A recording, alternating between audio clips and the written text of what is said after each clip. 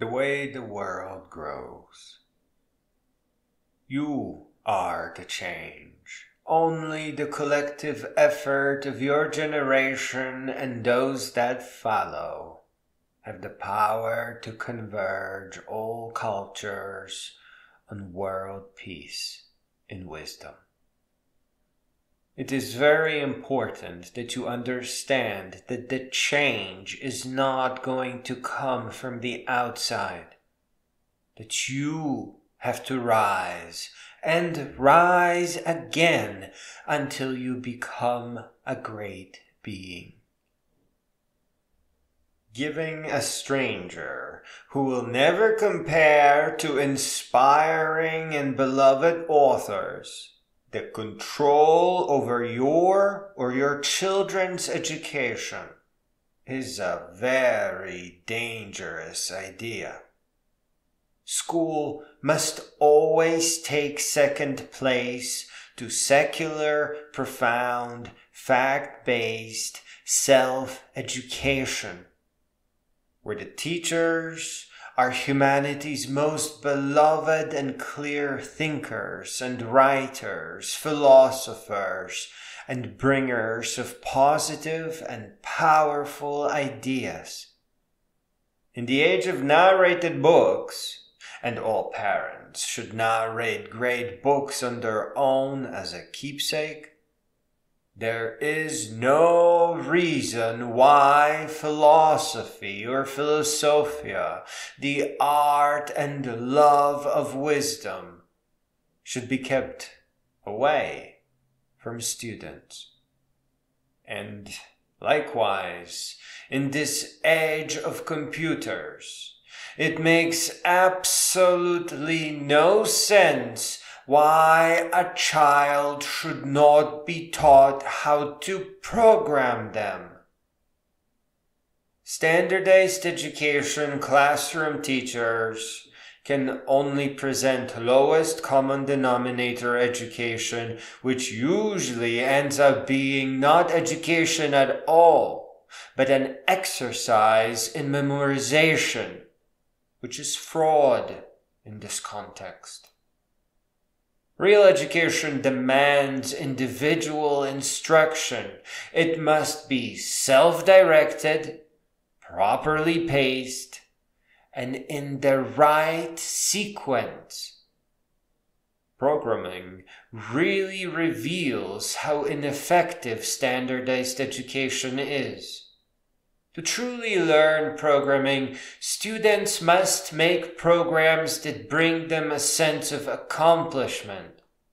They don't just learn forward or more about the language and technology. They must learn upward, where they find new challenges, new passions, new joys of colorful accomplishment. Without that higher calling, the students will not use their brilliance and genius. They will merely perform. And that is not real education. Finally, there is no such thing as a pursuit of happiness. It is just a fairy tale, like the tens of thousands of religions behind us. Happiness can only ensue from pursuit of knowledge, wisdom, and the resulting greatness.